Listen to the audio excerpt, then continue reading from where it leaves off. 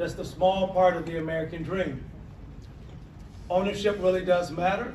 Shelter really does matter. An opportunity to be supported while you may go through a certain set of challenges. And whether it's eviction or separation from a life partner, maybe it's being now noted as other abled or a person living with a noted disability.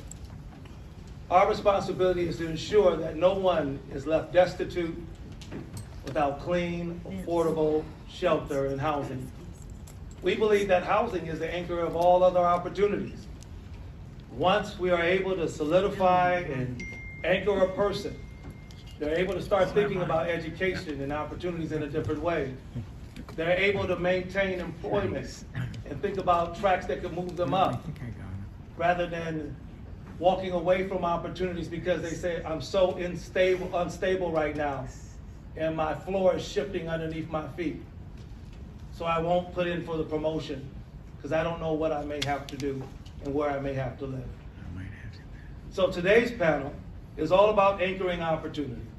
We have with us Ron Lund, he's Project Now's Community Service Director, Leslie Kilgannon, Director of Quad Cities Housing Council, retired 14th Circuit Court Judge, Carol Pentuit, James Jones, Housing Manager with Economic Growth Corporation.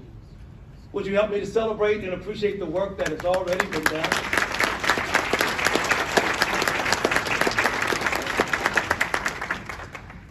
And so for the panel, I'm going to call it audible. I'm going to merge just two things together very quickly. Ron, you'll be the test case for this. Your particular responsibility in thinking about those experiencing homelessness, the shelter networks for the counties that we're able to facilitate through the continuum of care, and all of the support systems that are in place.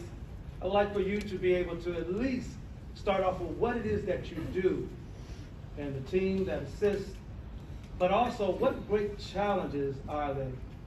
Not just simply talking about so much of what we get noted for, but what is left undone. So Dwight, I'm gonna. Those of you that know me, I am a numbers guy. That's truly where the story is to be told. Currently, right now, these numbers are about a week old, and I apologize because James and Leslie are just going to hear this again. There are 450 households right now in our community that are homeless. That is 650 individuals, 74 children, 39 of them under the age of 5 years old. May not necessarily be a huge concern for some right now. It is warm. What do you do when it gets cold? That is a huge challenge at this point. As Dwight had mentioned, Project Now is the lead agency of the Northwestern Illinois Continuum of Care. We cover 15 counties. So out of those 15 counties, we really have a couple specialized programs. We've got 30 youth beds, 30. We've got 74 kids right now, so we're short 44 beds. We've got 16 beds that are dedicated towards those that are living with HIV or AIDS. In total, we've got 275 beds that our continuum counts for 15 counties. Where are the other 200 or 400 individuals going to go tonight? Out of that is $1.7 million that the continuum controls. That is not nearly enough to solve the homeless crisis in this community. That is the challenge. Beds and money. I hope that those that are taking notes, we're going to come back and talk solutions, but we're going to keep the plane at about 30,000 feet right now before we start taking our descent to be able to land safely and adequately upon some possibilities that we could take away from this, that we may be able to use the great pool of genius and architects for a better society that is present, and should change some cards and let's have a conversation about how this doesn't happen on our watch. Thanks, Ron. Leslie, you have been at the fore for some time now. The Housing Council, the Quad City Housing Council itself and the cluster have been at it, really ringing the bell and the alarm about some things that we should be paying attention to. For those that don't know you or the work that you are privileged to lead, help us to understand that work. But I'm going to ask again that we pull back the curtain and say this is what is exposed and uncovered for us to be able to find some possible solutions for. Well, thank you, and thank you for the opportunity to join you today. Happy 55th anniversary. My name's Leslie Kilgannon. I'm the director of the Quad Cities Housing Council. We're the resource development arm for a consortium called the Quad Cities Housing Cluster. It's a consortium by state, both sides of the river, so encompasses organizations in Scott and Rock Island counties. And we work to collaborate, leverage our dollars, coordinate our efforts, prioritize what's most important around the entire continuum of affordable housing. Everything from shelter, DV shelter, transitional supportive housing, rehabbing to keep people in their homes, all the way to affordable home ownership. The Housing Council is the C3, and we also act as the local housing trust fund for Scott County and manage dollars for Muscatine County. And I would say, Ron, you put it succinctly, units and dollars. I guess you're going to hear a lot of that because it's true. We are struggling. These are pre-pandemic numbers, but we did something called Silos to Solutions. It's an affordable housing vision in which we took a look at the problem. And in the Quad Cities, pre-pandemic, we needed 6,545 units of affordable rental housing for those at the extremely low income category. And of course, that's the one thing I did not look up today. But for a family of 4, right now, that's a little under $24,000. So someone would be in that extremely low income category. Partner that with losing about 30% of housing stock that would be otherwise be available for people in that income category over the last 10 years. And we have a housing crisis, not just homelessness, which is kind of that first and foremost issue that gets attention, but in rental housing. People can't afford to find safe, decent, affordable housing, and it's not just impacting people at that extremely low income. So you've heard of the challenge with the shortage pre-pandemic. I know of firsthand how many that I've talked to that said, I can't keep this up. I can't make my bills. I'm gonna have to shut down this property and think about something else. And that was in the mid portion of the pandemic, around 21 when it was really ugly. And we were trying to find a way forward. So you know those numbers have grown since then. And so part of our solution making process today, because this is a working group, everyone is employed for the betterment of humanity today, regardless of where you come from, what particular stands that you have in position and power. We're all powerful today because we're working together to try to hear and make known the needs of people, but also find some solution possibilities. Judge, we thank you because of your work sitting on the bench and facilitating so many different concerns. One of the things that our agency was privileged to do was to come alongside of you and with a few other partners around the problem or the challenge that we have with evictions. For those that don't know, I would love for you to be able to unpack the eviction diversion program that we have and the partners and the work and what went about that process and what has come out of it since then, because it's an ongoing work. Judge? As everyone is aware, or maybe not be aware, during the pandemic, there was a moratorium on evictions. And there was a federal one, and there was one on a state level. And the courts were slowing down, and we were closed because people could not come together like this. Fortunately, judges have to take continuing legal education. And my background before I became a judge is I started out at Prairie State Legal Services. I was one of the housing attorneys. You can stop clapping. Then I went to private practice, and then I evicted people. So I saw both sides. I represented the tenants, I represented the landlords, I was aware of both sides, and then I went on to the bench. I did watch a seminar about what was going to happen when the moratorium lifted. And the phrase was a tsunami of evictions. And we knew that this was going to happen. We knew that when the moratorium was lifted, there were going to be tons of people being evicted. And there was actually a seminar, a group on the state level, a task force that was judges, private attorneys, some social service agencies, and we would meet by Zoom. And the position of many of the judges and many of the attorneys was, you know how we deal with this tsunami? We get extra judges assigned to eviction court, and we run extra eviction court, and we evict as many people as we can to get caught up. And there was somebody from Prairie State on that group from Peoria, and there was me. And we said, wait a minute, that doesn't sound right. Why would we speed up this process when there are other solutions?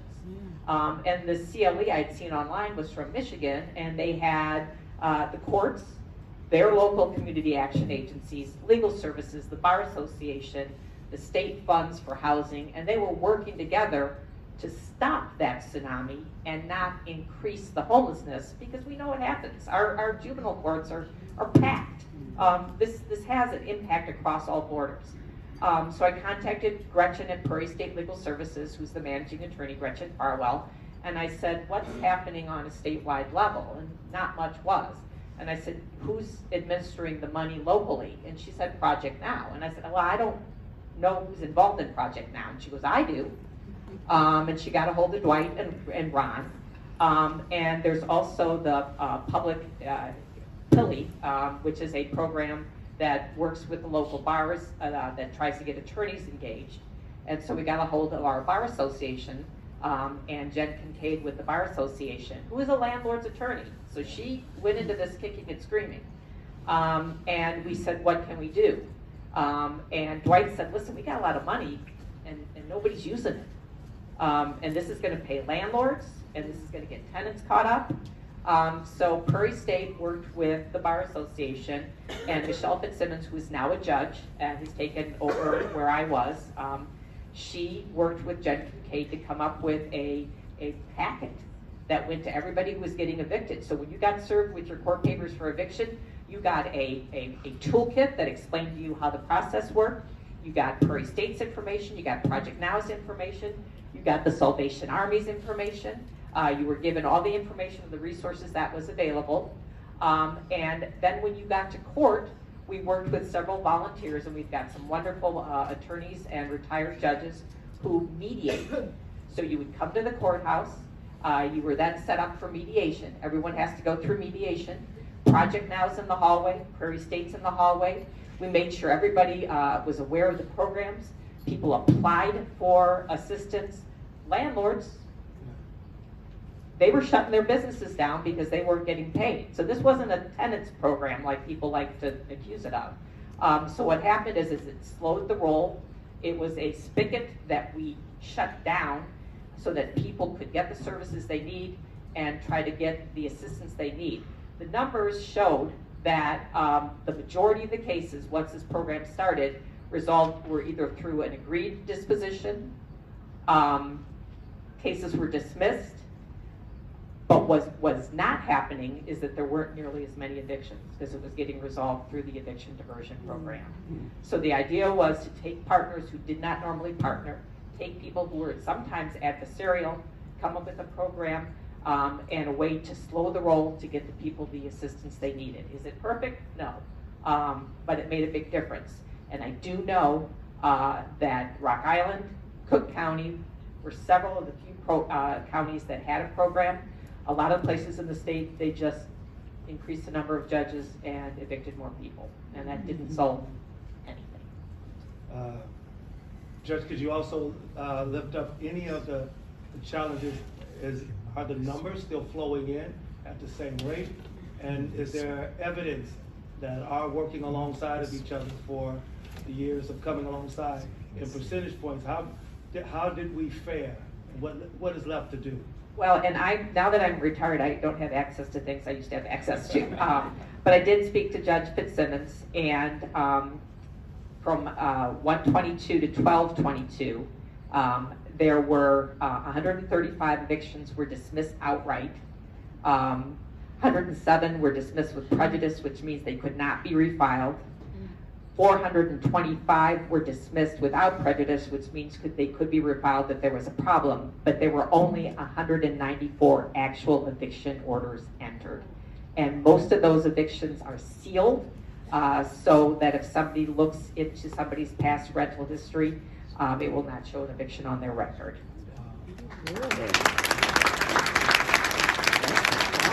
And the numbers were better going into it, but we couldn't find them. So I don't have. No, thank you, Judge. I think you painted a picture that is worth our attention to be able to see that the evictions are still happening. We are still at the courthouse to this very day. And even upon your retirement, that the effort is still going on with Judge Fitzsimmons, and we stay connected as a coalition working for the cause. And that's what I'm most thankful for. We're not out of the woods yet, but I tell you that the pathway is getting wider and the tributary is getting wider to move people to a better place of self-sufficiency and keeping people housed and satisfying, to your point, the debt that was owed to those property owners to keep small businesses alive and providing more stock for individuals to consider when they can move into a place. So thank you and the team so very much. We appreciate it. Our last thought comes in, which is the natural flow of opportunity. We want to secure people, not everyone, because of stage in life or maybe considerations that are of their own independently, seek to own. But there are far too many people that could be owners, that are not owners, that are paying far too much in rent, that could have been used to invest in the property so it can be transferred wealth to a family. And so our hopes, James, is to have a conversation about what it is that you do as an expert in the field, but also about what challenges are you still seeing. Are we having enough people into these home ownership classes? Where are the bottlenecks? What are the challenges that keep people from moving into this wonderful opportunity that is available for so many at this time?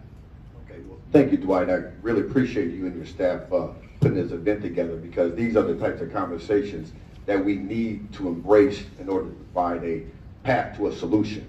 And I want to talk about as far as the path of home ownership and the challenges as far as like what I still see. And I think it's really on financial capability. You know, sometimes people may not realize that they are actually in a path to become a homeowner. That simply comes to maybe not taking a look at their budget, you know, more or less, you know, taking account to how much money they have going in versus how much money they have going out. And again, it seems simple enough, but if I don't have the insight or just more or less the knowledge to take care of this, you know, that might present a challenge in itself. And no matter where we are in this world, you know, unfortunately, these financial empowerment skills are not required by schools, it's not required by your employer, but it is indeed required in order for you to become financially independent, to realize, you know, what your capabilities are. And we need to continue to have these conversations and continue to offer maybe some financial empowerment classes or maybe some home buyer classes.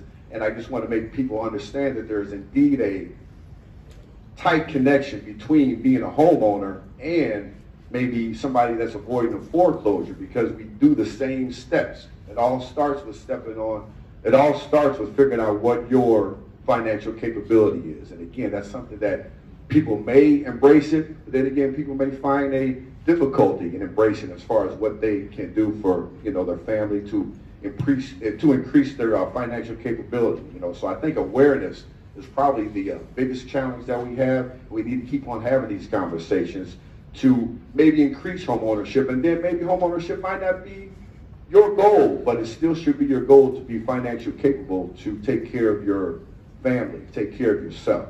And then us, as leaders in the community, I want to say that it's our responsibility to make sure that we have our share of humble pie, basically, because I want people to know that homelessness, and this can happen to any one of us, because a lot of this has to do with the life situation. You know, before I got into this field, I thought, hey, that person, you know, they're going through a foreclosure because they didn't pay their bill, this and that. But I couldn't have been more wrong than that, because a lot of times it's a situation, it's a life event that happens to a person to where it prevents them being able to move on. You know, they could lose their job.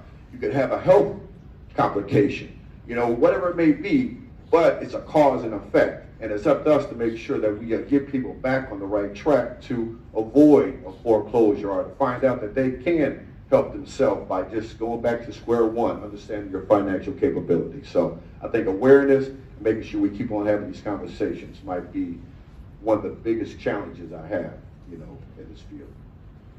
Thank you. You mentioned awareness, and I'm glad you brought that up. It's essentially something that I may have an opportunity to talk about a little later in the day.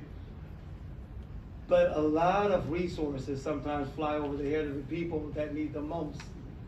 And I know we have our own kind of trafficking of communication streams, and we have our e-blast and our text blast that we do. But so many people are disconnected because, again, poverty separates and segregates. And individuals say, well, if I'd have only known, I would have probably taken advantage of that. I want to broaden the idea of personal responsibility as we go back to ask each one of our panelists about 2 or 3 things that they believe that we should do. But I want to frame your 2 or 3 things that we should be doing. And I also want to take a step further. And as we started to think about our partnership together as a community, the 2 or 3 things that we should be doing, if you have one that is a priority that we can do now, let's put that out there so that we can start brainstorming of how we can come around the corner and see a better future. James, if there are 2 or 3 things that we can do, what would it be? Do we need to have much more connectivity with the local school districts? Is it that we need to embed this opportunity within programming that is existing?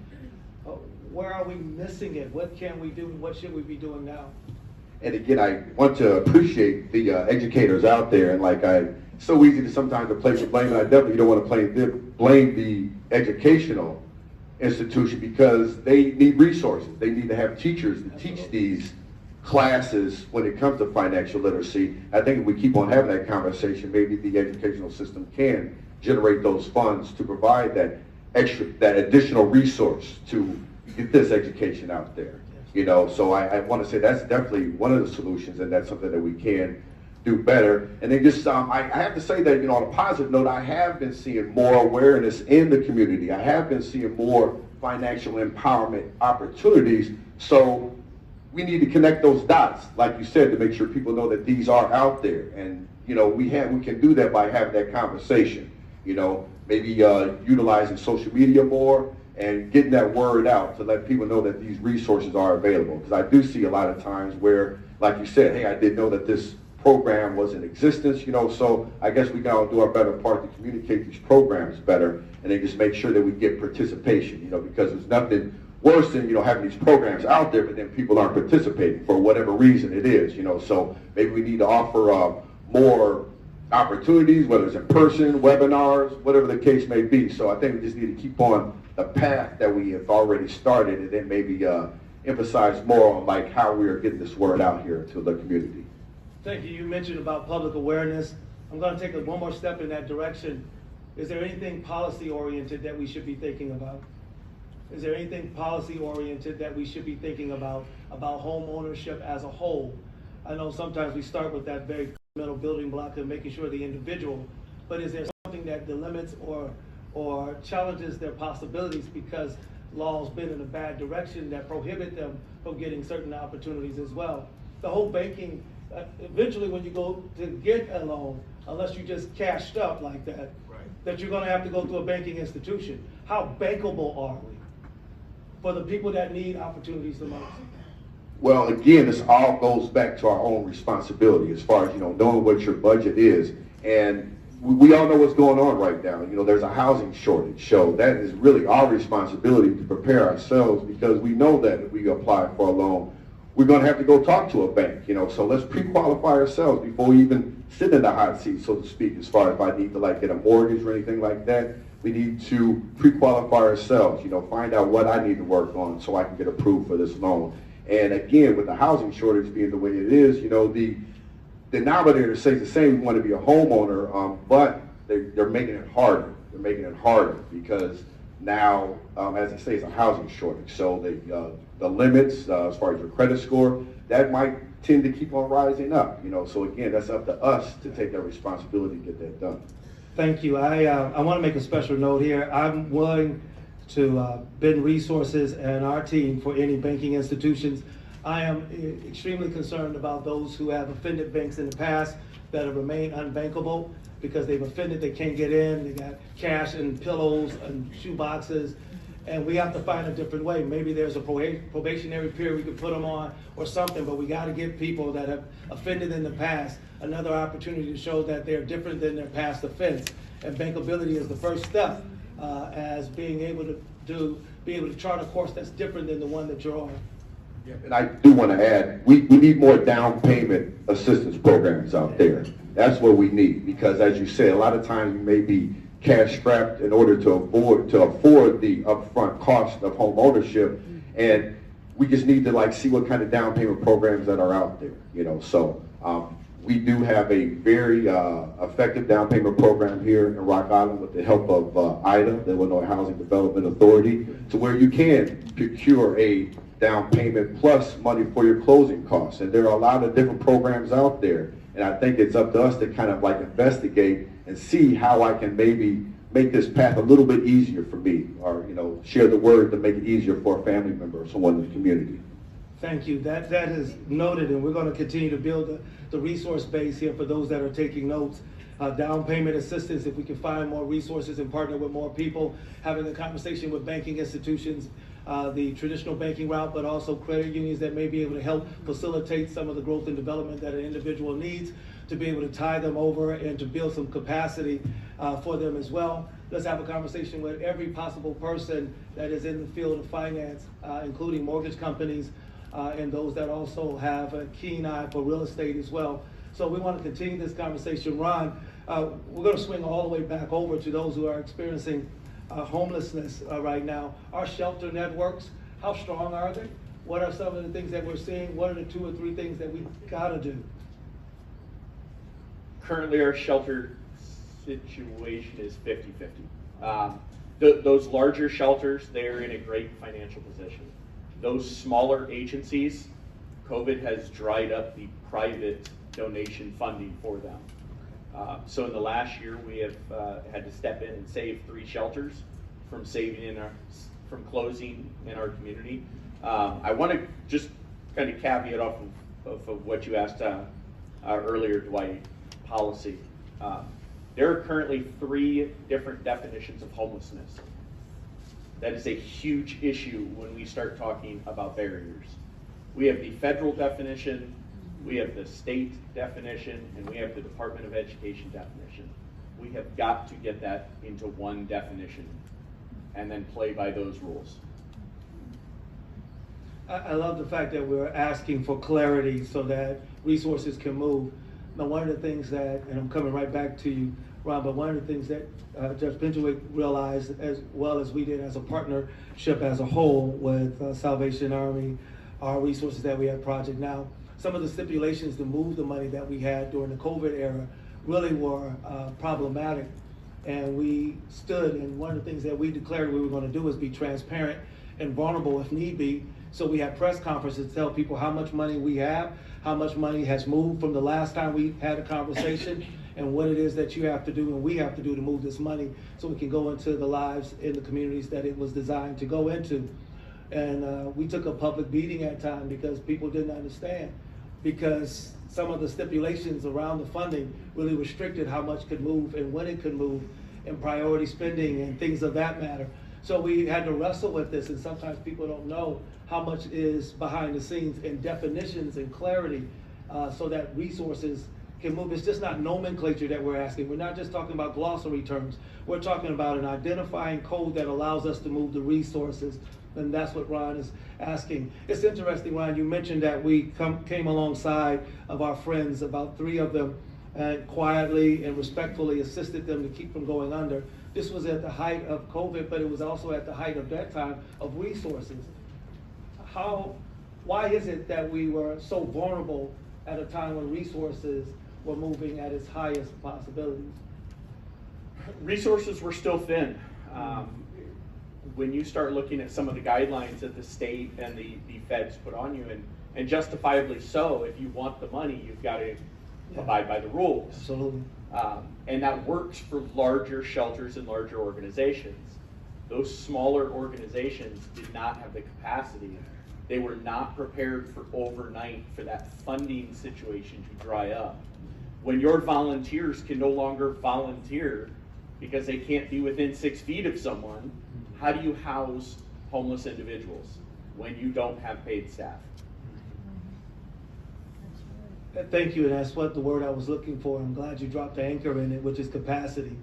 And so, no judgment to our smaller sister organizations. We realized they just didn't have the capacity, had the effort, had the intention, but capacity matters, particularly as we are trying to provide shelter beds and provide the shelter that is needed, the food allocations, and the people that have to come alongside the staff to be able to case manage when needed. It's difficult when your whole operation has been for decades volunteer-based, and you have one person on a part of a payroll trying to pull it off. We have to find a way to capacitize our shelter network in a different way, rather than allowing them to exist with bare minimum and the resources running on a thin line. How can we get them to be able to have scales of economies to grow at a rate that allows them to do more service delivery, and to your point, Ron, better data collection so the resources don't stop. Leslie, I know we've been talking about the stock and the lack thereof, affordable, and moving people toward those opportunities. Where are the touch points? Where should we be going? What is left undone? What's your top 2 or 3? Just 2 or 3? Okay, I'll be good. Perhaps the only good thing that came out of the pandemic was the pandemic raised greater awareness in the community about housing instability and homelessness. The reason being is more people were experiencing housing instability and perhaps homelessness. So we're looking at raising more awareness around the issue of affordability and housing instability, in addition to homelessness and the factors that contribute to people, the life changes, the life factors that you mentioned, James, that can thrust a family into instability. We need to raise awareness. We need to start changing the narrative. So I reject the narrative that affordable housing, we're trying to grow out of that expression, but housing that is affordable, that is safe, decent, and affordable to everyone. I reject the notion that that's something our community just needs to tolerate. It's an asset. All of the agencies we work with do amazing work. If they have what used to be called a group home or a shelter, rental housing in a neighborhood, those are assets to the neighborhood. They are helping stabilize neighborhoods. We are dealing with not only 50 years of lack of action nationally around addressing affordable housing, but we've got, NIMBY has dug in, right? Not in my backyard. So we have to change the narrative. So we have to raise more awareness, change the narrative about affordable housing, who needs it, why it's an asset in our community rather than something that's negative, and dismantle that the racism, the NIMBYism that is attached to the words affordable housing. Yeah. And then we need to do those 2 things for the final thing, which is it will take all hands on deck. And we need all stakeholders in our community around to build the momentum to create the units that we need. And we have the philanthropic community. Obviously, agencies are doing stellar work. We need business, and we also need the municipalities to understand that this is 50 years of not creating units, not keeping them affordable. Here's where we are. Municipalities need to understand that they need to be at the table, and there needs to be a sustained investment to create and sustain, rehab more units of housing all along that continuum. I'm glad you ended with the idea of sharing the work and broadening the conversation to bring people together to see their place and post in the forward movement of an entire community. The lack of those housing units that are affordable hurts all of our community as a whole, not just poor people, not just people that are marginalized or disadvantaged. It hurts all of us. Dr. King would say so very often that we're caught in an inescapable network of mutuality. What affects one directly affects all of us indirectly. So our responsibility is to see that we all have a dog in the fight, so to speak, a commitment to do what we can. Judge, your work has been with the diversion program, eviction diversion program. Only 2 counties, to our best knowledge, Cook County and Rock Island County, championed this work in this style that brought non-traditional partners to the table. And to be able to have individuals that normally wouldn't sit in proximity to work together for the same end, to stabilize an entire community. We didn't want to see the numbers of people experiencing homelessness go up, and we didn't want to see the housing stock and small businesses close. So that was our responsibility. If you had to take a look into the future, what are the things that are most pressing on your mind that we absolutely have to do? We keep using the phrase stakeholders. We all know what we do, and we work in our own little area.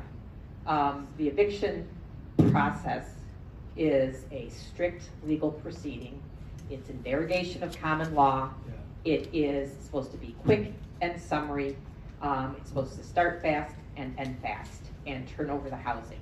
And that is the system that I worked in, and that is the system that I discussed on a statewide level. They wanted to figure out how to speed up. We forgot we were stakeholders.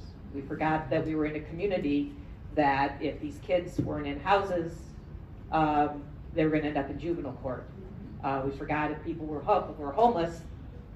Sorry, if you're hungry, you take something from a store. Mm-hmm. You're hungry. I mean, again, no judgment, although that's what I did for 20 years. But you forget you're a stakeholder.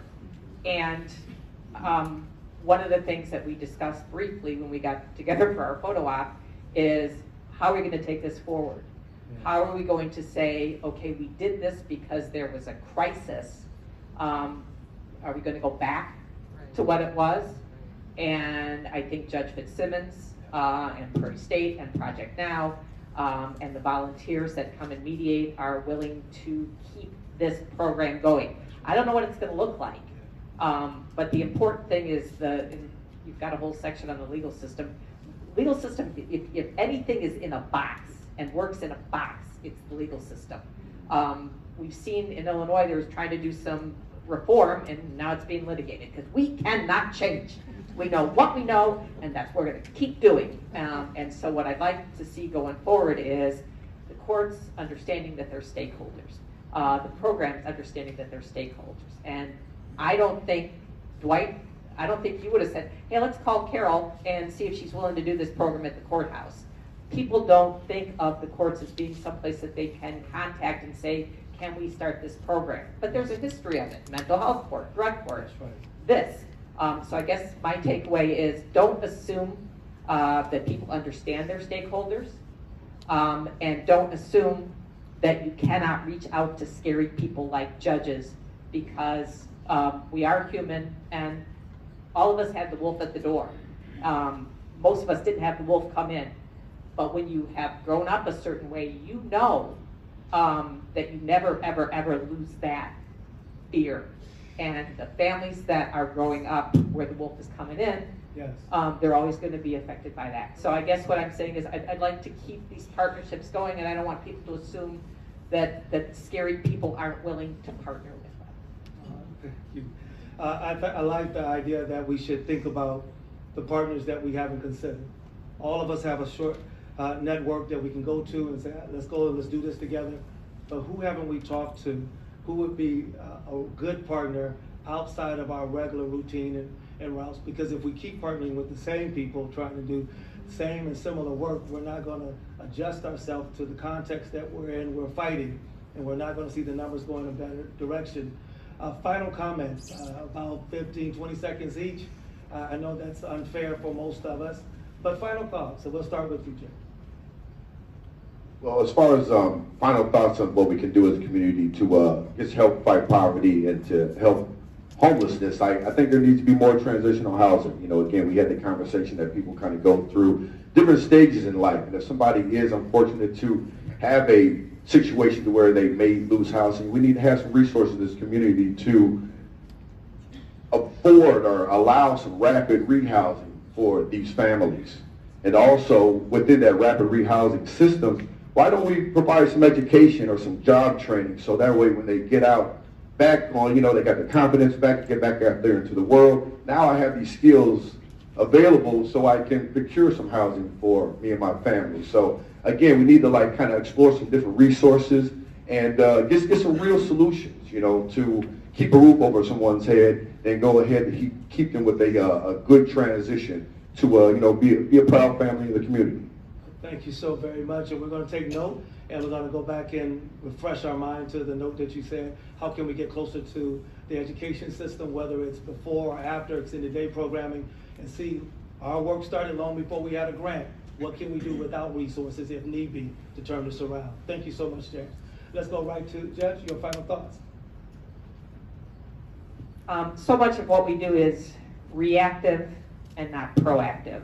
And during the pandemic, everything that we did was react. And you need to be able to move forward and move quickly. And so much time we don't do that. So I guess my takeaway from this whole coalition was how can we be proactive and not reactive? Thank you, and we did do our best to withstand the tsunami that did arise.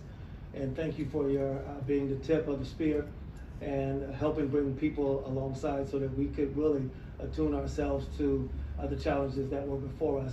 And I'm glad that we didn't start in the middle of it. I'm glad that we started before. Thank you so much, Judge. Leslie? So piggybacking on what Judge was saying, breaking out of our silos, that's the word we've used. We have a 10-year affordable housing vision called Silos to Solutions. You can get it on our website, qchousingcouncil.org. And there are 6 strategies around addressing this so that we can be more proactive rather than only reactive. We need both, right? We need 2 feet to move forward. It's both feet, if you're familiar with the 2 feet of social justice, right? You have the direct service and then you have the systemic change. And so we need to invest in greater awareness and getting at more people and create the will for everyone to understand that affordable housing, housing that is safe, decent, and affordable to everyone is something everyone deserves, and it also benefits all of us. Thank you so much. We're going to take note of how do we work with both hands and be ambidextrous as well as our 2 feet are on the ground so we can have a strong, solid foundation to be able to do the heavy lifting together. Thank you for your great commitment. So glad that you were with us today. Ron? Shameless plug, we are always looking for landlords. If you are aware of anybody that owns property that is willing to collect rent from us, I guarantee you will not have to chase a tenant. We will have your check to you on the 1st of the month, every month. So please have them reach out and get a hold of Project Now. That's a wonderful action item. I'm so glad. Would you help me to celebrate this wonderful panel once more?